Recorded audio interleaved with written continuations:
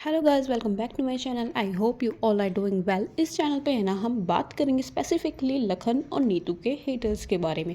जैसा कि आप लोग जानते हैं कि जब भी कोई तरक्की करता है ना, तो आजू बाजू के जलने वाले लोग बहुत सारे होते हैं।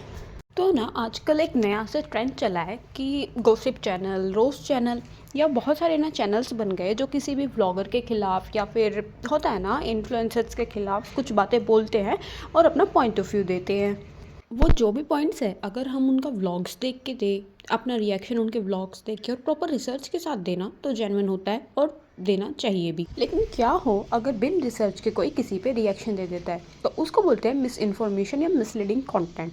तो ऐसा ही करता है एक स्पिल बे नाम से रिएक्शन चैनल होता है, वो लखनीत पे रिएक्शन दे देता है।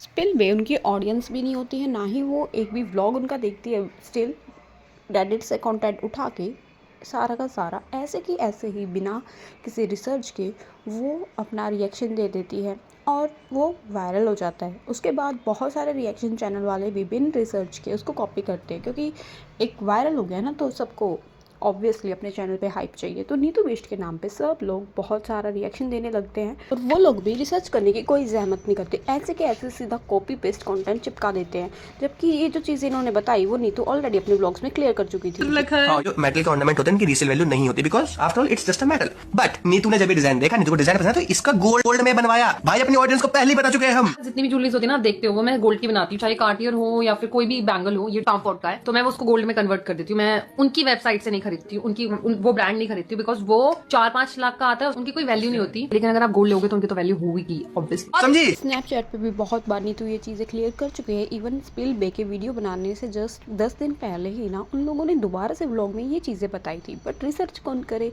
रेडिट यूनिवर्सिटी से कुछ मिल गया, ऐसे के ऐसे बिना रिसर्च के यूट्यूब पे दे मारो। एक तो बिन रिसर्च के रिएक्शन दिया, दूसरा उसमें एडिशनल ज्ञान अपना जोड़ दिया कि अब तो हमें लगता है जितने भी ये बाकी के ज़ारा, गुची और एलवी जितने भी प्रोडक्ट्स होंगे ना, वो भी फेक होंगे। और बाकी के रिएक्शन चैनल वाले भी ऐसे ही करते हैं कि एक के व्यूज़ आ गए तो हमको भी क्या ज़रूरत है रिसर्च करने की, बस सीधा कॉपी पेस्ट और लेते हैं व्यूज़। ये देखो, ये अभी देखा देखी पे उतर है।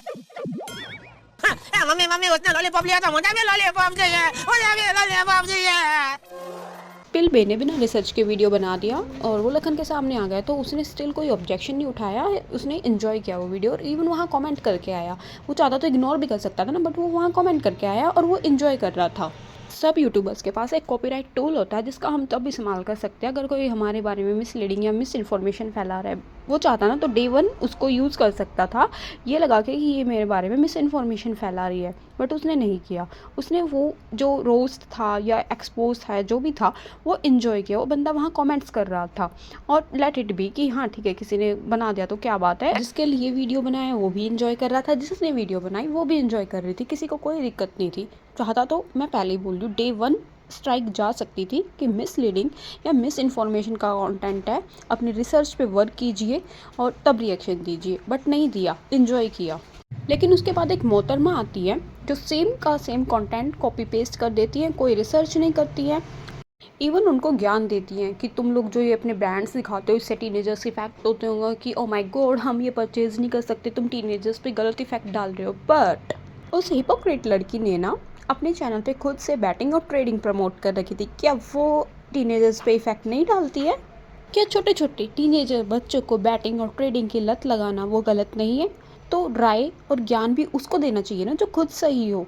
एक तो आप मिसलीडिंग इन्फॉर्मेशन दे रहे हो, ऊपर से ज्ञान दे रहे हो, जबकि आप खुद ठीक नहीं हो।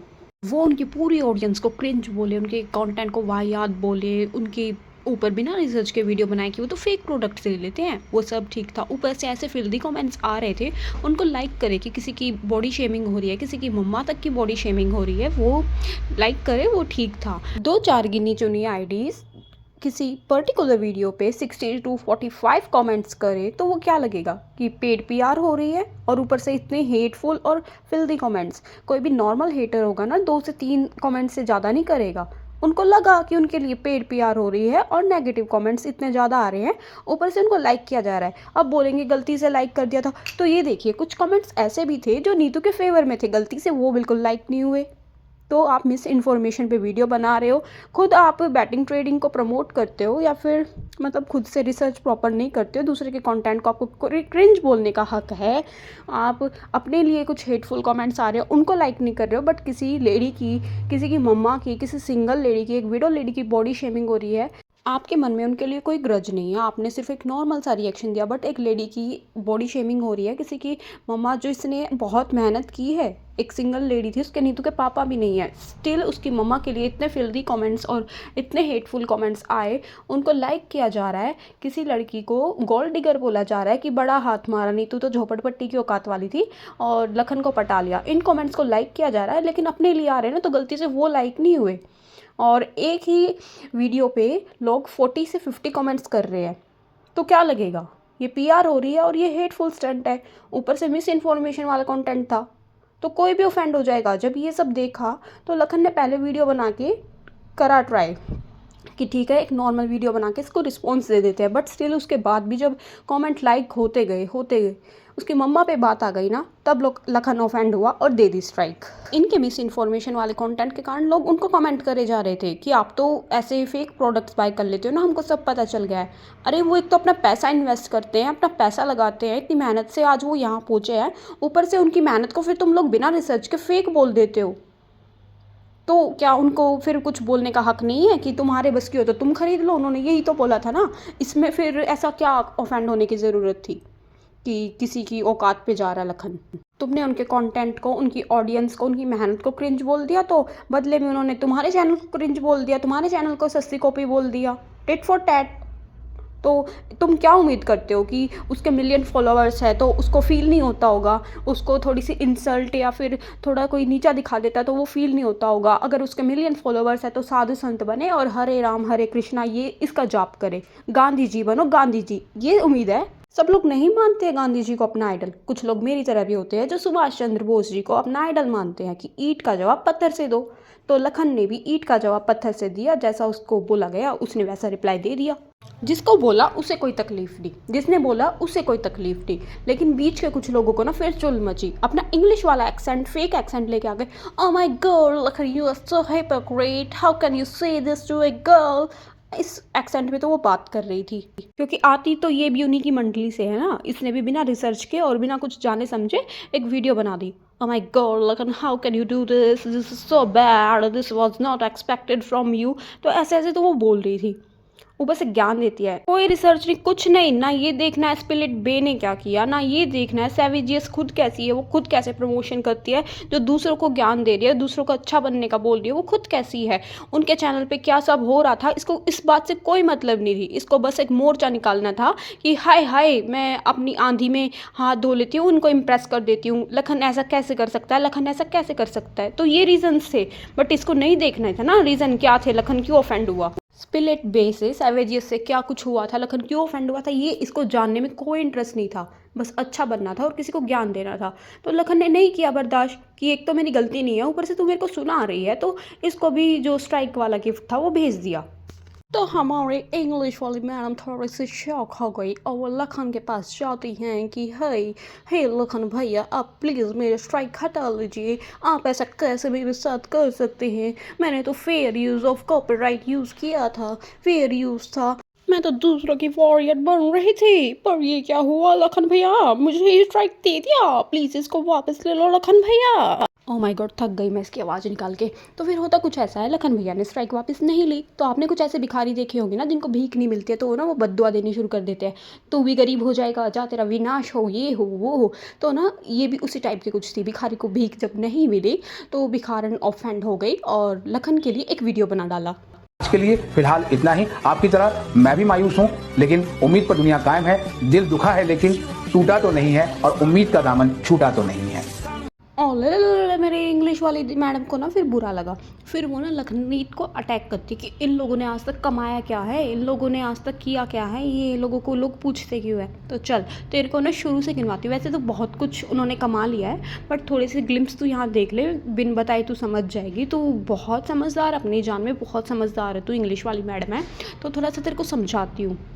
पॉइंट नंबर 1, लखनीत के बारे में जो तूने बोला ना कि पापा के दिए हुए दूसरे घर में चले गए, जो भी तू बकवास कर रही थी कि पापा ने उस घर से निकाल दिया, तो इतनी सेल्फ रिस्पेक्ट भी नहीं थी कि अपने पापा के ही दिए हुए दूसरे फ्लैट में चले गए। तो निकम्मी और बिना रिसर्च वाली औरत लखनीत ने, लखन और नीतू ने उस फ्लैट को कभी छोड़ा ही नहीं। उसके पापा ने ही उसको बोल दिया था कि बेटा मैंने तुझे गुस्से में बोल दिया था, तुझे कहीं जाने की ज़रूरत नहीं है, गुस्से में मम्मा पापा बहुत कुछ बोल देते हैं, तू कहीं मत जा, तू वहीं रह। तो उसी फ्लैट का ना लखन और नीतू ने अपने ही पैसों से रेनोवेशन कराया है। वो कहीं नहीं गए हैं, वो उसी फ्लैट में रह रहे हैं। हाँ, उन लोगों ने ना 2-3 फ्लैट्स खरीदे हैं। एक नीतू ने अपनी मम्मा को गिफ्ट किया है, एक उन्होंने खुद से ख़रीदा, बहुत सारी कार्स खरीदी है, बहुत सारा पैसा जो तुमको फिर शो ऑफ लगता है, वो दिखाते हैं अपनी ब्लॉगिंग में, तो वो तुमको शो ऑफ लगता है, तो वो सब किया है। और सुन, क्या बोल दिया है कि यूट्यूब ने ऐसे ही इनको आगे पहुंचा दिया, पहले इंस्टा पे ऐसा ही कुछ कंटेंट बना देते। तो सुन, यूट्यूब पे ना हज़ारों व्लॉगर्स है, हज़ारों आए हज़ारों गए, सब 11 मिलियन पे 30 मिलियन पे नहीं पहुंचते। तू पहुंच के दिखा दे, तेरे को ओपन चैलेंज है, जा तेरे को 2 साल दिए, तू करके दिखा। तेरे में गट्स हो ना तो ये रिएक्शन फील्ड छोड़, व्लॉगिंग में जा, या चल तू इसी जो तेरा चैनल है ना, इसी को 2 मिलियन लेके जा, 2 साल में 2 मिलियन करके दिखा दे, तेरे में गट्स है तो। उन्होंने मेहनत लगाई है, जो यूट्यूब फैन फेस्ट है ना उनको बुलाता है। इंडिया की नंबर 1 क्रिएटर है नीतू। लखन को भी इंडिया की नंबर 1 क्रिएटर का अवार्ड मिला है। यूट्यूब ऑफिशियल खुद से उनके व्लॉग्स पे ना कमेंट करता है, जिसके थोड़े बहुत स्क्रीनशॉट मैंने इस वीडियो में लगाए भी थे, आंखें ना खोल के देख लियो। दूसरी बात, लखन को उसके ही स्कूल में, जिस स्कूल में उसने स्टडी की है ना, उसमें चीफ गेस्ट बुलाया जाता है। एक बच्चे के लिए बहुत ऑनर की बात होती है कि उसको उसके स्कूल में चीफ गेस्ट बुलाया जाए। तुझे बुलाया आज तक? तुझे तेरे बच्चे की पीटीएम में बुला ले, तेरे लिए वही बहुत बड़ी अचीवमेंट होगी, है ना? क्योंकि तेरा जो हबी है वो तेरी वीडियो में नाइस रिएक्शन, बेस्ट रिएक्शन, ऐसे ऐसे कमेंट्स करता है, मैंने नोटिस किया।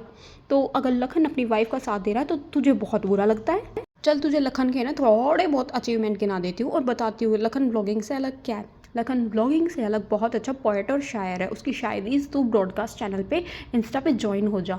प्रमोशन भी कर दिया अपने भाई के चैनल का, तू वहाँ ज्वाइन हो जा और वहाँ उसकी पोएट्री और शायरी सुनियो। लखन एक प्रोफेशनल क्रिकेटर रह चुका है। लखन एक अच्छा यूट्यूबर है जिसके 11 मिलियन है, जिसको यूट्यूब खुद से फैन फेस्ट में बुलाता है, उसके ब्लॉग पे कमेंट भी करके जाता है, उसके इंस्टा पे भी उसके साथ एक्टिव है।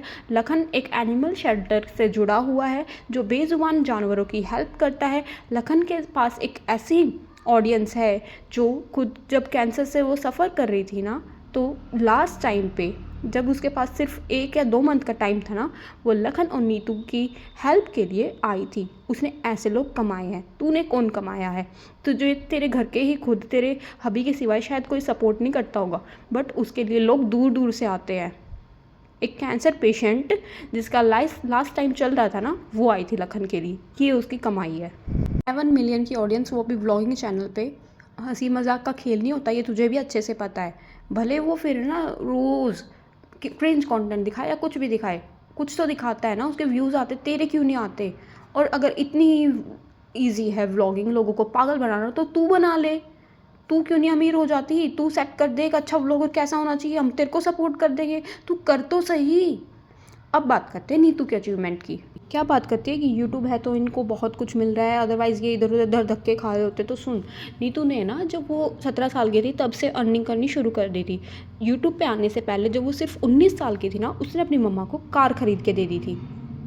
19 साल की उम्र में एक लड़की ने बिना यूट्यूब की कमाई के एक प्राइवेट जॉब करके, आई थिंक वो इवेंट मैनेजर का कुछ काम करती थी, वहाँ से एक कार खरीद ली थी। एक 19 साल का बच्चा जो हमेशा अपने पेरेंट्स पे डिपेंड होता है, वो अपनी कॉलेज की फ़ीस भी खुद से नहीं भर पाता है, उस टाइम पे ना नीतू ने एक कार परचेज़ कर ली थी और अपनी मम्मा को गिफ्ट की थी। तो वो तो थी उसकी बिना यूट्यूब की कमाई। फिर वो यूट्यूब पे आ गई और यूट्यूब पे आके ना सिर्फ अपना और अपनी फैमिली का बल्कि पूरे इंडिया का ना उसने नाम रोशन किया, पूरे इंडिया का। ऐसा मैं क्यों बोल रही हूँ? क्योंकि नीतू का नाम ना वर्ल्ड के, ध्यान से सुनियो, इंडिया के नहीं, वर्ल्ड के टॉप 50 यूट्यूबर्स में था, टॉप 50 या 40 में। वर्ल्ड के टॉप 50 यूट्यूबर्स में एक लड़की का होना, वो भी इंडिया की, बहुत बड़ी अचीवमेंट है। तो एक रिएक्शन चैनल वाली होके भी अपना जो होमवर्क होता है रिसर्च का, वो ठीक से नहीं कर पाती। तूने क्या कहा था कि अंकल आंटी ने ये बोला था, उनकी जो शादी थी ना वो एक बहुत बड़ा बार्टर एक्सचेंज सिस्टम थी और नीतू ने पैसे के लिए किया था और लखन ने फेम के लिए किया था। तो सुन, तेरे को ओपन चैलेंज है, तो उनके मम्मी पापा ने जहाँ ये बात बोली है ना, वो वीडियो का लिंक मुझे यहाँ दे दियो या फिर कमेंट करके बता दियो। और अगर नहीं बताया ना तो तू चुल्ली और पानी में डूब मरी हो। क्योंकि पता है लखन और नीतू ने एक दूसरे को पसंद नहीं किया था, ये एक अरेंज कम लव मैरिज थी। लखन की जो मम्मा है ना, उन्होंने खुद नीतू को पसंद किया था। पहले ही दिन उसकी मम्मा को नीतू पसंद आ गई थी और उन्होंने लखन को कहा था कि तू इससे शादी करना बेटा। तो ये अरेंज मैरिज थी, तो इसमें बार्टर एक्सचेंज सिस्टम तो हो ही नहीं सकता है, और ना ही उनकी मम्मा ने ये कहा है। और कहा है तो चल वीडियो ढूंढ के ला, अदरवाइज थोड़ा सा चुल्लू और पानी ले और उसमें डूब मर। तो एक रिएक्शन चैनल वाली तो दूसरों को जो ज्ञान दे रही है यूट्यूब का, तू व्लॉगर छोड़, तू अच्छी रिएक्शन वाली भी नहीं बन सकती। बिन रिसर्च के बात करती है, फिर तेरे को जब स्ट्राइक पड़ती है तो तू पहले उनसे भीख मांगने जाती है, जब फिर तेरे को भीख नहीं मिलती ना तो तू बिल बिलाती है, खिसियानी बिल्ली की तरह खंबा नोचती है। लखनीत भले कैसे हो, पर तेरे से तो वो 1000 गुना अच्छे हैं। मीन्स तेरे में तो कोई सेल्फ रिस्पेक्ट भी नहीं है। पहले गिड़गिड़ा रही थी, भीख मांग रही थी, नहीं मिली तो रोने लगी। ज़मीर जो बहुत बड़ी चीज़ होती है, तेरे पास तो वो भी नहीं है। तो सुन, अगर तेरे में ज़रा सी भी सेल्फ रिस्पेक्ट और ज़मीर हो ना अभी भी, तो अपनी ये बिन रिसर्च वाली वीडियो को डिलीट कर देना। और अगर नहीं करना है, तेरी रिसर्च इतनी अच्छी है, तो जा अंकल आंटी ने जहाँ ये बातें बोली थी ना, उस वीडियो का लिंक लेके आ, या तो मुझे इंस्टा पे भेज दियो या फिर यहाँ कमेंट सेक्शन में डाल दियो। इंस्टा पे मैं तेरे मुँह नहीं लगूंगी, यहाँ डाल दियो। 27 की उम्र में ये तो बहुत कुछ अचीव कर लिया, तो उससे दुगनी उम्र की लगती है। तू अपनी अचीवमेंट भी गिनवा दियो नेक्स्ट वीडियो में। चलिए, रिएक्शन चैनल वाले बनने आता पता कुछ है नहीं, रिसर्च आती है नहीं, बनेगी रिएक्शन चैनल वाले। इसी तरीके की रिएक्शन देती रहेगी ना तो तेरे कभी ये यूट्यूब भी नहीं चलने वाला। बेचारी अनसक्सेसफुल है ना कि यूट्यूब पे करियर जम नहीं पा रहा। पहले ब्लॉगिंग चैनल बनाया, फिर प्रोडक्ट्स का रिव्यू करने लगी, फिर थोड़ा थोड़ा पॉलिटिक्स में भी इंटरेस्ट आया मैडम को, और अब बिन रिसर्च की एक रिएक्शन चैनल वाली बन रही है। तो भाई यहाँ भी सक्सेस नहीं मिली तो फ्रस्ट्रेट हो गई। कोई बात नहीं, ओले लोले मेरे बच्चा, चल अब बाय। काम पूरा कर देती है तो नेक्स्ट वीडियो में मिलते हैं कि तेरी रिसर्च प्रॉपर हो जाती है और तू अपनी अचीवमेंट्स गिनवा देती है, तो नेक्स्ट वीडियो में मिलते हैं। अदरवाइज़ तेरा ख़त्म है, यहाँ भी लगी रहे, कुछ तो चलेगा कुछ तो चलेगा। चल bye bye, take care sweet heart.